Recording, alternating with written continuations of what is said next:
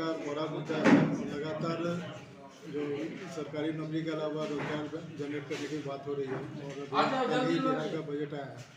और मिथिलांचल की बात करें तो यहाँ का जो चीनी मिल था या बाकी उद्योग या खादी ग्राम उद्योग जो मिथिलांचल में ग्रामीण अर्थव्यवस्था की रीढ़ मानी जाती थी, लेकिन सारा कुछ ध्वस्त है। सरकार बराबर लगातार दावे करते रही है और कल बजट भी आया, क्या करेंगे सर?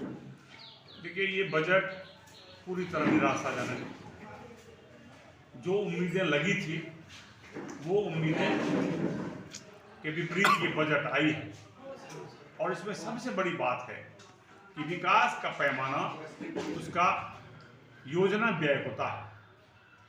वर्ष 2023-24 में योजना व्यय 1 लाख करोड़ रखा गया है, जबकि यही तो वर्ष 2022-23 में भी था। इसका मतलब एक वर्ष में योजना व्यय में 1 पैसे की बढ़ोतरी नहीं हुई।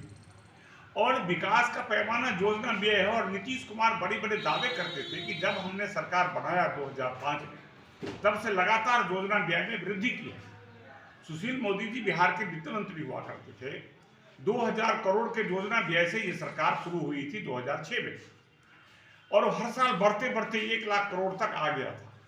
लेकिन ये पहली बार है जब 1 पैसे की बढ़ोतरी योजना व्यय में नहीं हुई है। इस बार का बजट 2,61,000 करोड़ का है। इसमें से 1,61,000 करोड़ स्थापना व्यय है, जिसको हम रेवेन्यू बजट कहते हैं। तो कैपिटल एक्सपेंडिचर बढ़ा नहीं और रेवेन्यू एक्सपेंडिचर बढ़ गया, ये बोझ है। और ये इनकी वित्तीय विफलता का प्रमाण है कि जो ट्रेंड चल रहा था एनडीए में, इसको उस ट्रेंड को कायम नहीं रख सके। तेजस्वी यादव ने अपने घोषणा पत्र में लिखा था 2020 में कि सरकार होते हुए पहली कैबिनेट में हम 10 लाख नौकरी देंगे, लेकिन जब पहला बजट आया तो उन्होंने ऐसा करने में असफल रहे। उन्होंने जिस 10 लाख नौकरी का वादा किया कल वित्त मंत्री ने, उसमें से 6 लाख तो उन्होंने कहा कि रोजगार के अवसर पैदा करेंगे। ये वही लोग हैं, वही राजद है और वही कांग्रेस वाले लोग हैं जो घूम घूम कर कहते थे, जब नरेंद्र मोदी जी ने कहा कि हम देश में स्टार्टअप से, मुद्रा से रोजगार के अवसर पैदा करेंगे, तो उन्होंने कहा कि नरेंद्र मोदी पकौड़ा बेचवाएंगे क्या? तो अब वो क्या करेंगे? वो भी पकौड़ा बेचवाएंगे या कचरी छलवाएंगे। तो 6 लाख के अवसर क्या पैदा करेंगे? और बाकी जिन नौकरियों की बात उन्होंने की है तो एनडीए सरकार की है। 39,000 नौकरियां ये बिहार पब्लिक सर्विस कमीशन से देंगे, 29,000 कर्मचारी चयन आयोग से देंगे, 75,000 इन्होंने कहा है कि हम सिपाहियों की भर्ती करेंगे। तो ये जो नौकरियां हैं, ये तो पहले ही क्या संकल्प है, पिछले कैबिनेट का संकल्प है। तो मैं ये कह सकता हूं कि 2022-23 में जो बजट तारकिशोर प्रसाद ने रखा, उसकी ये फोटो कॉपी है। इसमें कुछ भी नया नहीं है, ये पूरी तरह निराशाजनक है। और नीतीश कुमार जी बुढ़ा गए, उन पर अब वो जोश नहीं रहा, उन पर अब उम्र सर चढ़कर बोल रहा है, या वो हताश है। तेजस्वी के साथ मिलकर, राजद से मिलकर वो नया कुछ करने में असफल रहे, इसलिए इसकी ये निराशा है। दूसरी ओर ये बड़ी बड़ी बात तो करते हैं, लेकिन मैं उन्हें बताता हूं और चुनौती देकर बताता हूं, मेरे बात का खंडन करें विजय कुमार चौधरी। मैं कहता हूं कि आपने जो बजट रखा है, उस बजट में से 60% बजट केंद्रीय पैसे से है, 8% केंद्रीय सहयोग से है, 19% ऋण है, और ये ऋण भी भारत सरकार उनको मुहैया करा रही है। और 21,000 करोड़ उन्होंने अपने संसाधन से बजट में प्रस्ताव करने का प्रयास किया, लेकिन उसमें भी उन्होंने प्राप्तियां सिर्फ 2,12,326 करोड़ ही प्राप्तियां हैं। तो क्या ये 50,000 करोड़ कर्जा लेंगे? कौन देगा कर्जा उनको? कहां से लाएंगे? ये भी स्पष्टता नहीं है। कुल मिलाकर ये बजट निराशाजनक है। रोजगारों की जो उम्मीद नौजवानों ने लगाई थी, उनको निराशा होगी। कोई नई नौकरी नहीं है, वो पुराने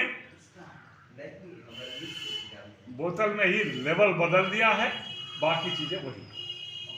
किसानों के लिए तो केंद्र सरकार लगातार प्रयत्नशील है। बिहार सरकार तो बाधा डालने का काम करती है। बिहार में आज तक उन्होंने जो बीमा पॉलिसी लागू हुई कृषि उपज के लिए, बिहार सरकार ने लागू नहीं होने दिया अपनी जीत के कारण। तो कुछ भी नया नहीं है। और जो बिजली देने की बात कर रहे हैं, वो पूरी तरह केंद्रीय प्रक्षेत्र से बिजली प्राप्त होती है। बिहार सरकार तो बिजली उत्पादन करने में पूरी तरह असफल है।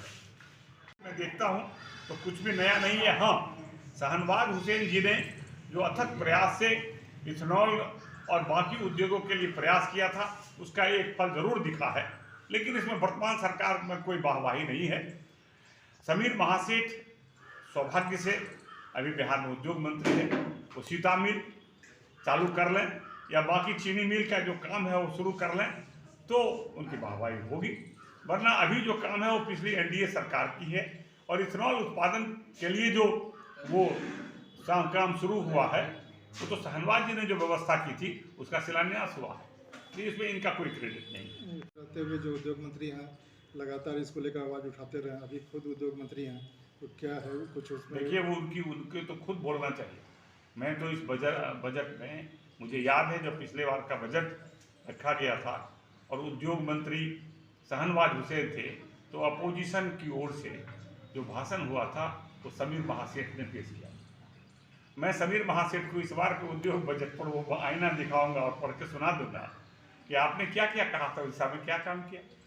वो सबसे अधिक उछल के कहते थे कि खादी का ये हालत हो गया, कुटीर उद्योग का ये हालत हो गया, लेकिन 7 महीने गुजर जाने के बाद न सरकार के कानों पर जू रही है और न मधुबनी खादी में कुछ नई शुरुआत दिखी है। इसीलिए उनकी विफलता दिख रही है। यदि वो सफल होना चाहते हैं तो अभी भी मौके हैं, कुछ करके दिखाएं।